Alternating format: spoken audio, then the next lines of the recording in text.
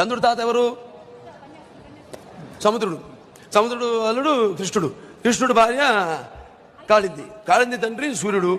సూర్యుడు కొడుకు యమధర్మరాజు. యమధర్మరాజు కొడుకు ధర్మరాజు. అర్థమైంది కదా?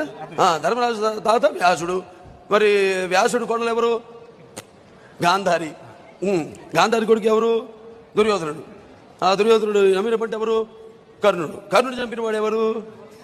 అది కూడా అర్జునుడు. అర్జునుడు తండ్రి ఎవరు? ఇంద్రుడు. ఇంద్రుడు కొడుకు వాలి. వాలి తమ్ముడు ఎవరు? సుగ్రీవుడు. సుగ్రీవుడు శ్రీరాముడు నమ్మిన పండు. శ్రీరాముడు తండ్రి ఎవరు? దశరథుడు. దశరథుడు బియ్యంకుడు ఎవడు?